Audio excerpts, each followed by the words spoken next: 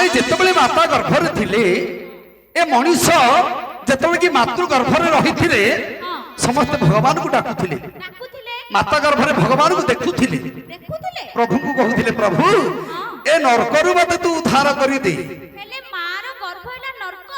ମାତୃ ଗର୍ଭ ହଉଛି ବା ନର୍କ ଆଉ ନର୍କ କୋଠେ ନାହିଁ ସ୍ୱର୍ଗ ବୋଲି କୋଠେ ନାହିଁ କି ନର୍କ ବୋଲି କୋଠେ ନାହିଁ এইটা আগে সব ভোগ করিবা ଆଉ ସ୍ୱର୍ଗ ବୋଲି କହୁଛନ୍ତି ନରକ ଯମପୁର ବୋଲି କହୁଛନ୍ତି ନାହିଁ যম ମଧ୍ୟ କିଏ ନାହାନ୍ତି যମ ବୋଲି କିଛି ନାହିଁ କି ନର୍କ ବୋଲି ନାହିଁ କି ସ୍ୱର୍ଗ ବୋଲି କିଛି ନାହିଁ କାହିଁକି ଜାଣିଛ ମା କାହିଁକି ଯମ କିଏ ସେ ଜରେ ଜନ୍ମ ମରେ ହଉଛି ମରଣ ଆଜ୍ଞା ଆମେ ଜନ୍ମ ହେଇଛନ୍ତି ମାତ୍ରେ ମରିବେ ତ ନିଶ୍ଚୟ ଆମେ ଜନ୍ମ ହେଇଛନ୍ତି ମାତ୍ରେ ମରିବା ନିଶ୍ଚୟ ସେ ହଉଛି ଜ ଆଉ ମ आज्ञा जमराजा दीटा दूत अच्छा आप समस्त जानी जड़े हेले काल आउ जड़े हेले बेताल काल बेताल असुर किए ना आज्ञा काल हूँ राति बेताल हूँ दिन ए दिन राति दीटा असुर आमको सदा सर्वदा से बांधिकी रोचे आम जन्म है मरला पर्यंत गोटे गोटे दिन आम आयुष हरण हो से काल दिन राति दिन दीटी जाक असुर आमको प्रत्येक दिन से बांधिकी रोचे आउ कोटे असुर ना जन्म ठार मला पर्यंत जिते कि आम माता गर्भर थी भगवान को देखुले भगवान को कही प्रभु मत किपर उद्धार कर दियो उद्धार करदे तम वही भजन करी ए मनीष करुच्ची कौन जिते बेले माता पेटे हेलु संचार अणाकार भूमि से तो नहीं आकार जिते बेले माता पेटे हेलु संचार अणाकार भूमि से तो नहीं आकार प्रथम मासे तुझे हेलु धवल द्वितीय मासे तुझे जल देश मीन तृतीय मासे तुझे सुने में लीलु डाल चतुर्थे अस्थि खंजा तो होई बड़ मायावी जीवन बेकारी दिले न भजु राम कृष्ण श्री हरि बड़ मायावी जीवन बेकारी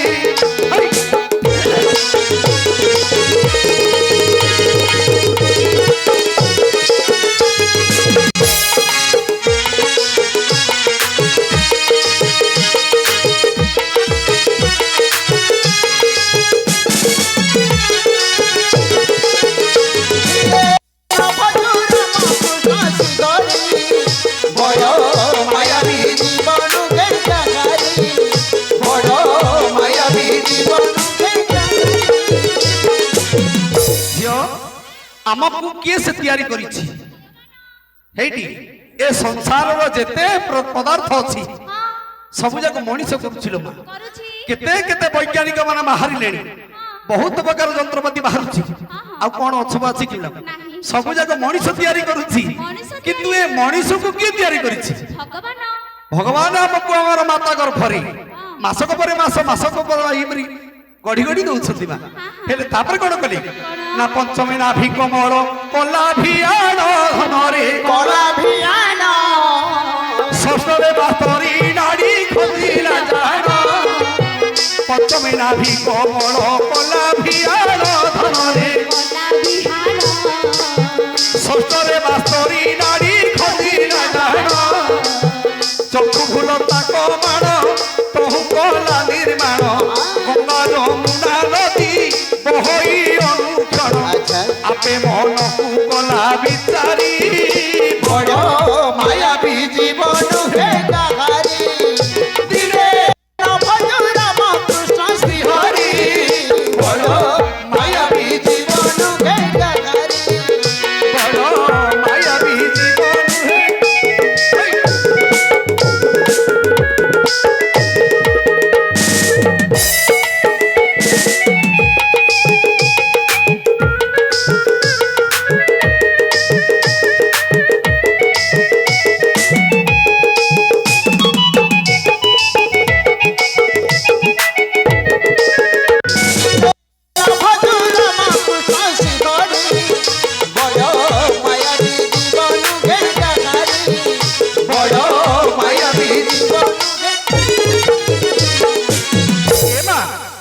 ଯେତେବେଳେ କି ଗୋଟେ ସନ୍ତାନ ମାତୃ ଗର୍ଭରେ हाँ हाँ 8 ମାସ ହେଇଯାଇଲ ମା अच्छा ସମ୍ପୂର୍ଣ୍ଣ ତିଆରି ହେଇଯାନ୍ତି ତାପରେ କଣ ହଉଛି କଣ? ନା ହସ୍ତମେ ହସ୍ତ ଅଙ୍ଗୁଠି ପାଦ ଖଞ୍ଜିଲା ରେ। ପାଦ ଖଞ୍ଜିଲା ନବ ମାସେ ଚମଡ଼ାକୁ ଢାଙ୍କୁଣି ଦେଲା ଅଷ୍ଟମେ ହାତ ଅଙ୍ଗୁଠି ପାଦ ଖଞ୍ଜିଲା ରେ। ପାଦ ଖଞ୍ଜିଲା ନବ ମାସେ ଚମଡ଼ାକୁ ଢାଙ୍କୁଣି ଦେଲା ଆଉ 10 ମାସରେ ଶେଷ ହୋଇଗଲା ହରସ ସ୍ତୁତି ଯେ କଲୁ ତୁହି ହୋଦେବ ନନ୍ଦ ସୁତ अच्छा ଯେବେ ମଧ୍ୟ ମଣ୍ଡରେ ମୁହିଁ କରିବି ବାସ ତୋ ନାମ ଗାଉଥିବି ସୁମରି ବଡ଼ ମାୟାବୀ ଜୀବନ ହେ गारी ଦିନେ ନ ଭଜୁ ରାମ କୃଷ୍ଣ ଶ୍ରୀ ହରି ବଡ଼ ମାୟାବୀ ଜୀବନ ହେ କାହାରି ହଁ।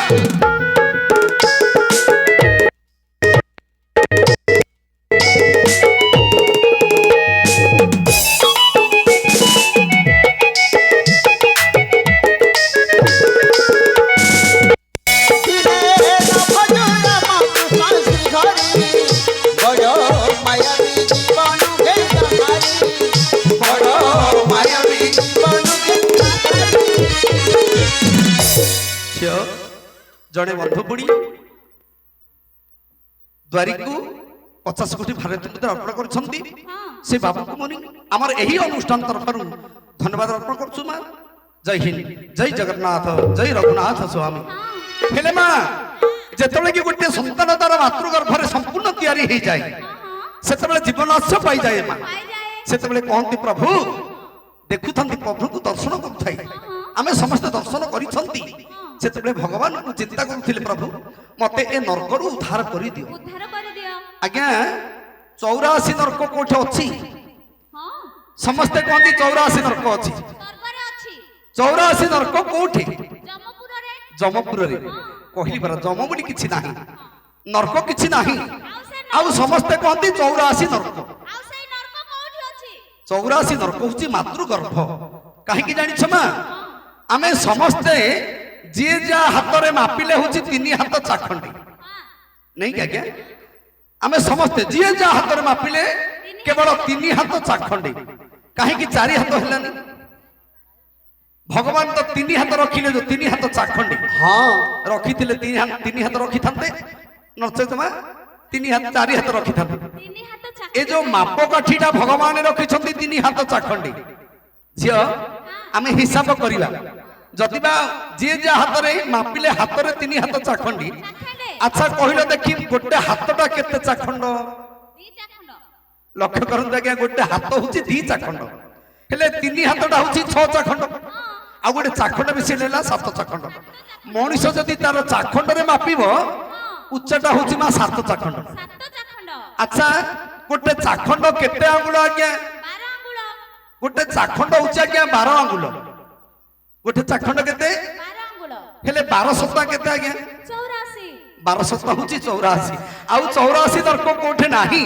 ଆମେ ଯଦି ଅଙ୍ଗୁଳରେ ମାପିବା ଆମର ଉଚ୍ଚଟା ହଉଛି ମା 84 ନର୍କ ନର୍କ 84 ଅଙ୍ଗୁଳ ବୁଝିଲ ଦେଖେ ଚିତ୍ର ପ୍ରତିମା ପ୍ରାୟ ଦିଶୁ ସୁନ୍ଦର ଚିରି ଭିତରେ ଦେଖ ଚିରି ଭିତରେ ଦେଖ କିନାର ଖାର ରେ ପାଗଳା ମନ ହଇ।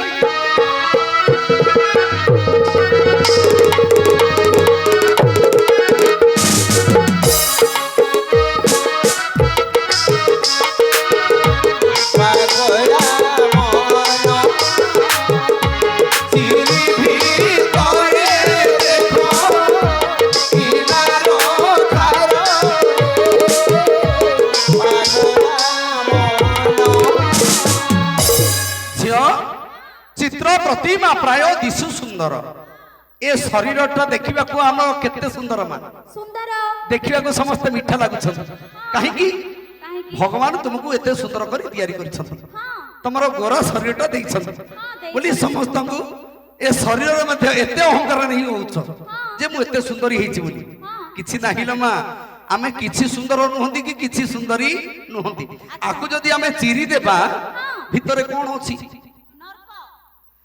ଏ ଶରୀରକୁ ନେଇ ଆଜ୍ଞା ଆମେ ଏତେ ଅହଙ୍କାର କରୁଛେ ମା କିଏ ତ ଗୋରା ଶରୀର ପାଇଛି କିଏ କଳା ଶରୀର ପାଇଛି ଭଗବାନ ମଣିଷ ସମସ୍ତଙ୍କୁ ତିଆରି କରିଛନ୍ତି ଏ ଶରୀରକୁ ନେଇ ଏତେ ଅହଙ୍କାର କରୁଛନ୍ତି କିନ୍ତୁ ଯଦି ଆକୁ ଆଜ୍ଞା ଆମେ ଚିରି ଦେବା ଆଉ ଭିତରେ କଣ ଅଛି ଖାଲି ଲେଟ୍ରିନ୍ ଟାଙ୍କିଟା ଆଜ୍ଞା ଆଉ କିଛି ନାହିଁ ଏ ଶରୀରରେ କିଛି ନାହିଁ ଆଜ୍ଞା ଖାଲି ଲେଟ୍ରିନ୍ ଟାଙ୍କିଟା ରକ୍ତ ପୁଜ ମାଂସ ଏ ହଉଛି ମଣିଷର ଶରୀର ଏ ଶରୀରକୁ ନେଇ ଆମେ ଏତେ ଅହଙ୍କାର କରୁଛେ କରୁଛନ୍ତି ବୁଝିଲ ମା ତେଣୁ କରି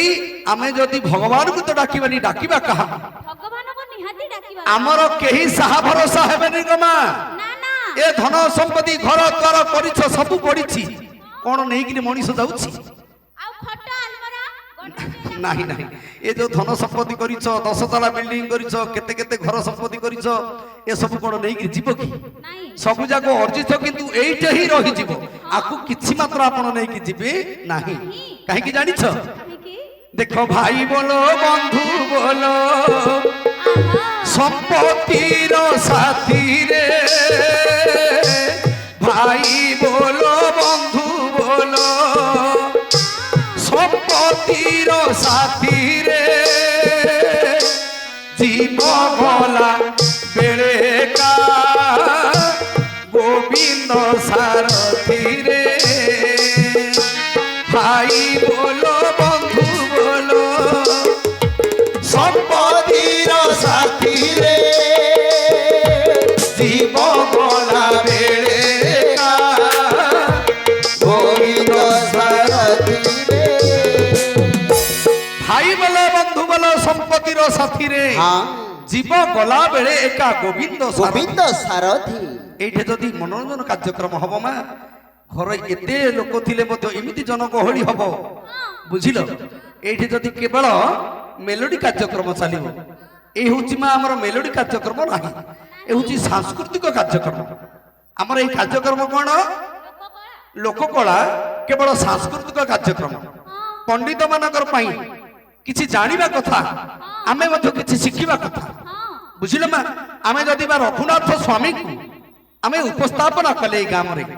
আমি যদি দিনে কালে মধ্যে আজ্ঞা মন্দিরକୁ ଯିବାନି ଯିବାନି ଜଗନ୍ନାଥକୁ ଭଜନ କରିବାନି ରଘୁନାଥକୁ ଚିନ୍ତା କରିବାନି ରାମ ନାମ ଗାଇବା ନାହିଁ ଗାଇବା ନାହିଁ ଏ ମଣିଷ କିଛି ନାହିଁ ଲୋ ମା ବୃଥା ଏ ମଣିଷ ଜୀବନ ବୃଥା ଭଗବାନ ଆମକୁ ପାଦ ଦିଟା କଣ ପାଇଁ ଦେଇଛନ୍ତି କହିଲ ଦେଖି କଣ ପାଇଁ ଦେଇଛନ୍ତି ହଁ ମୁଁ ଭାବୁଛି ଭଲ ଭଲ 5000 ଟଙ୍କା ଚପଲ ପିନ୍ଧିବା ପାଇଁ ଦେଇଥିବେ ବୋଲି ଓହୋ ଭଲ ଭଲ ଚପଲ ପିନ୍ଧିବ ଲୋକକୁ ଠିଆ ଗୋଇଟା ନାଥ ମାରିବ ଆମର ଦେଖୁନ କି ଆଁ? ଆମେ ମନ୍ଦିର ଯାଇଥିବା ହଁ। ମନ୍ଦିର ଠାକୁରଙ୍କୁ ଦର୍ଶନ କରା ମୋ ଚପଲ କିଏ ନେଇଛି ନା କଣ ବୋଲେ ସେ ହଉଛି ଦୁଃଖୀ ଆଉ ଦୀନ ଦରିଦ୍ରର ବନ୍ଧୁ ଲୋ ମା କିଏ ଧନୀର ବନ୍ଧୁ ବୋଲି କହୁଛି କି ନାହିଁ ଏ ଠାକୁରକୁ କିଏ ଧନୀର ବନ୍ଧୁ କୋଟିପତିର ବନ୍ଧୁ ବୋଲି କିଏ କହୁଛି ନାହିଁ ଏ ହଉଛି ଦୀନ ଦରିଦ୍ରର ବନ୍ଧୁ ବୁଝିଲ ମା ଧନ ସମ୍ପତ୍ତି ଅହଙ୍କାର ନେଇ ତମେ ଯଦି କେତେ କେତେ ପୂଜା ଅର୍ଚ୍ଚନା କରିବା ପାଇଁ ଯଦି ଧରିକି ଯିବ ସେ କଣ ଖାଉଛି କି ଲୋ ମା ଆଉ କିଏ ଖାଉଛି ତାକୁ ଦେଲେ କଣ ସେ ଖାଉଛି କି ସେ ତ ସବୁ ତାର ଏ ପ୍ରକୃତି ଦେବୀ ସିଏ ସବୁ ସଂସାର ଗଢିଛି ସେ ଅଛି ଆଉ ତାଙ୍କ ଜିନିଷ ତାକୁ ଦେଲେ ସେ କଣ କରିବ ଖାଇବ ନାହିଁ ନାହିଁ ନାହିଁ ତେଣୁ କରି ଆମେ ତାକୁ ଭକ୍ତି କରିବା ହଁ ପାଦ ଦିଟା ଦେଇଛନ୍ତି କଣ ପାଇଁ ନାତ ଗୋଇଠା ମାରିବା ପାଇଁ ନାହିଁ କି ଭଲ ଚପଲ ପିନ୍ଧିବା ପାଇଁ ନାହିଁ ଆମକୁ ହସ୍ତ ଦିଟା ଦେଇଛନ୍ତି କଣ ପାଇଁ 10ଟା ମୁଦି ପିନ୍ଧିବା ଲୋକକୁ ଚାପଡ଼ା ମାରିବା ସେମିତି ନାହିଁ ଆଉ ନାହିଁ ଦେଖ ହସ୍ତ ପବିତ୍ରಂ ଯଦି ପୁଣ୍ୟ କର୍ମ ପାଦ ପବିତ୍ରಂ ଯଦି ତୀର୍ଥଗାମୀ ହୃଦୟ ପବିତ୍ରಂ ଯଦି ବ୍ରହ୍ମ ଜ୍ଞାନ ଜିହା ପ୍ରଭିତಂ ଯଦି ହରି ନାମ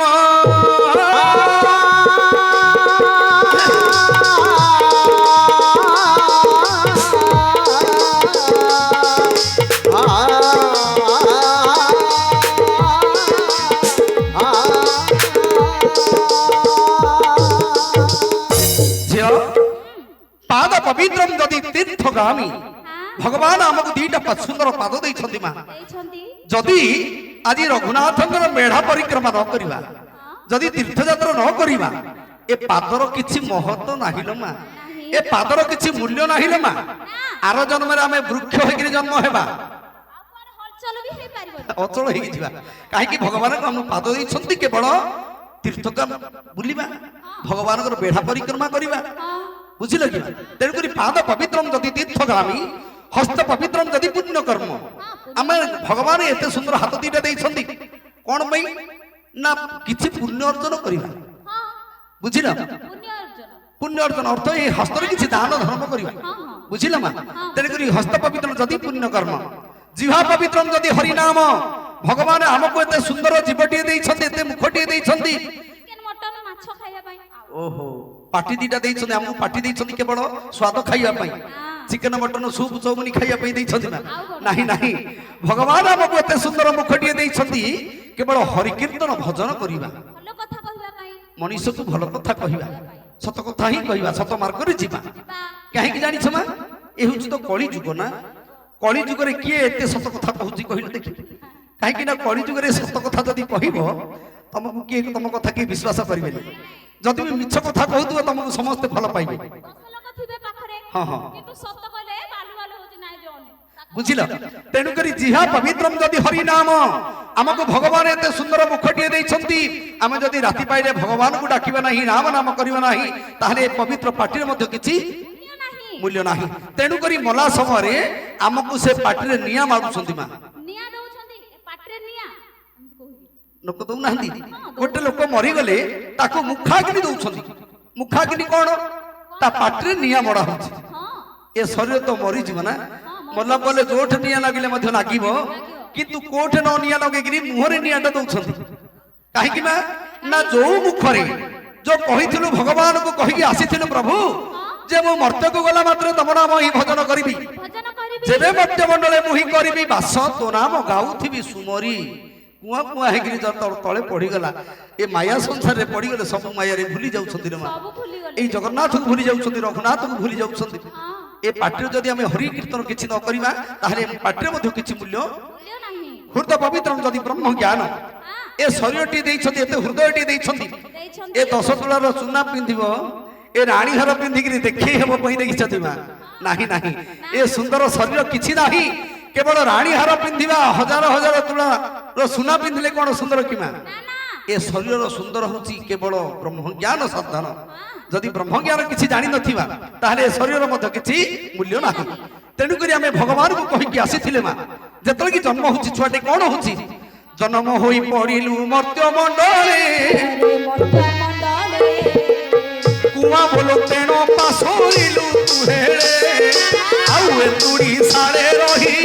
ହରି ଭଜିଲୁ ନାହିଁ ଏ ରୂପେ ଗଲା ତୋର 12 ବରଷ ବହି 12 ବରଷେ ଧୂଳି ଘର ଖେଳିଲୁ ତୁହି 12 ବରଷେ ବସ୍ତ୍ର ପିନ୍ଧି ହେଉ ହରସ ଦିନେ ନ ଭଜିଲୁ ତୁ ଶ୍ରୀ ହରି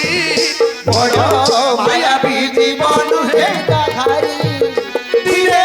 ନ ଭଜୁ ରାମ କୃଷ୍ଣ ଶ୍ରୀ ହରି ବଡ଼ ମାୟାବୀ ଜୀବନ ହେ ଗାଧାରୀ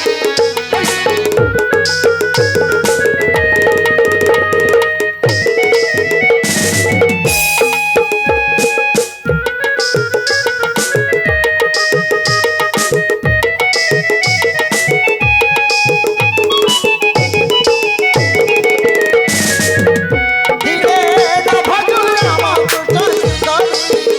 ବଡ଼ ମାୟାବୀ ଜୀବନ ବଡ଼ ମାୟାବୀ ଜୀବନ ଏମା ଏ ଜନମ ହୋଇ ପଡ଼ିଲୁ ମର୍ତ୍ତ୍ୟ ମଣ୍ଡଳେ କୁଆ ମୂଳନ୍ତଣ ପାଶୋରିଲୁ ତୁ ହେଳେ ଏନ୍ତୁଡ଼ି ସାଳେ ରହି ହରି ଭଜିଲୁ ନାହିଁ ଆଚ୍ଛା ଏ ରୂପେ ଗଲା ତୋର ବାଳ ବୟସ ବହି ହଁ ପିଲା ସମୟ ଖେଳ ବୁଲରେ ସରି ଯାଉଛି ମା ଗର୍ଭରୁ ଯେତେବେଳେ ଆସୁଛନ୍ତି 5 ବର୍ଷ 10 ବର୍ଷ ପନ୍ଦେ ଖାଲି ଖେଳ ବୁଲରେ ବୁଲୁଛନ୍ତି ହଁ ଆଉ କଣ ଭଲ ମନ୍ଦ ଆମେ ଜାଣୁଛନ୍ତି କି ମା ନା ନା 10 ବର୍ଷ ହେଇଗଲା ପର୍ଯ୍ୟନ୍ତ 12 ବର୍ଷରେ କେବଳ କପଡ଼ା ପତ୍ର ପିନ୍ଧିବି ଭଲ ସୁନ୍ଦର ଦେଖାଯିବି ବୋଲି କହୁଛନ୍ତି ଆଚ୍ଛା ତାପରେ କଣ ହଉଛି କଣ ନା 15 ବର୍ଷ ହେଲୁ ଅମର ମତା ଅମର ମତା 20 ବର୍ଷେ କଲୁ କାମିনী ଚିନ୍ତା 15 ବର୍ଷ ହେଲୁ ଅମର ମତା ଘରରେ ଅମର ମତା 20 ବର୍ଷେ କଲୁ କାମିনী ଚିନ୍ତା ଏ କାମିনী ସଙ୍ଗେ ରହି ଦିନ ହରିଲୁ ତୁହି ଏ ରୂପେ ଗଲା ତୋର ଯୁବା ବୟସ ବହି କିପରି ହେବୁ ଏ ଭବୁ ପାରି ବଡ଼ ढेंकाहारी दिने भजु राम कृष्ण श्री हरि बड़ मायावी जीवन ढेंकाहारी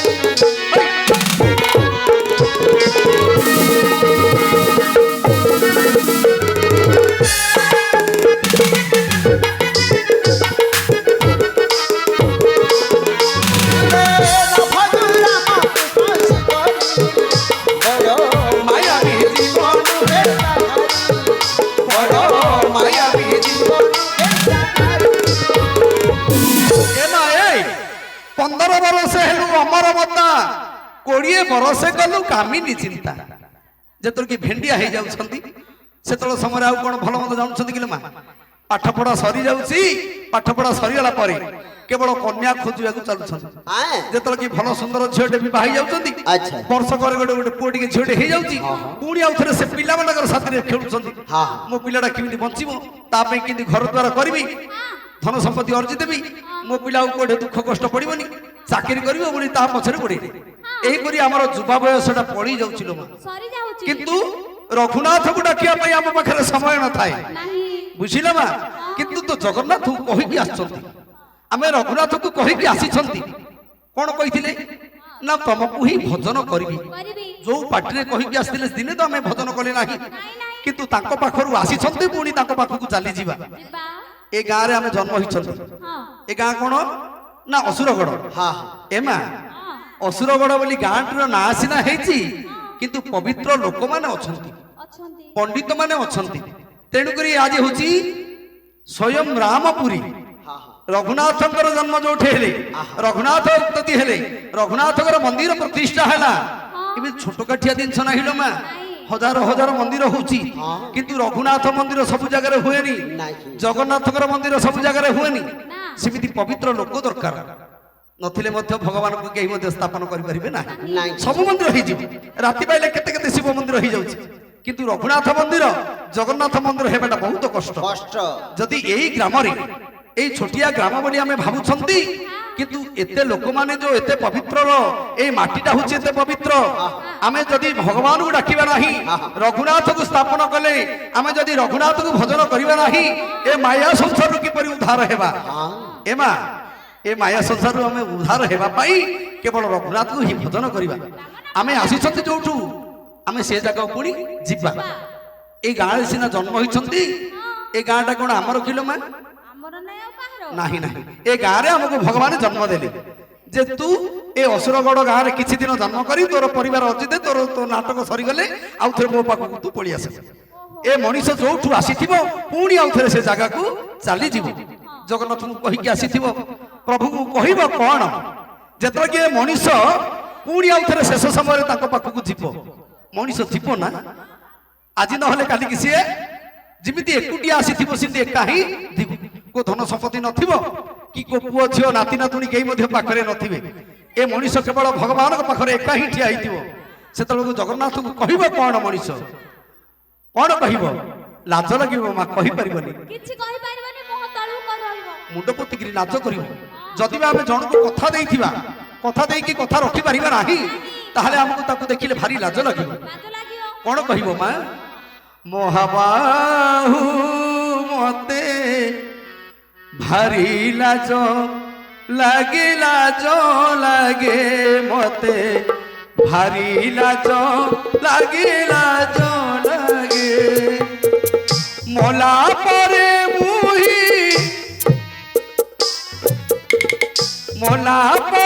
मुही ए मोरी सबु देखाई भी तुम आगे मते भारी लाज लागे मते भारी लाज लागे मोला परे मुही ए मुहकु देखाई भी तुम आगे मते भारी लाज लागे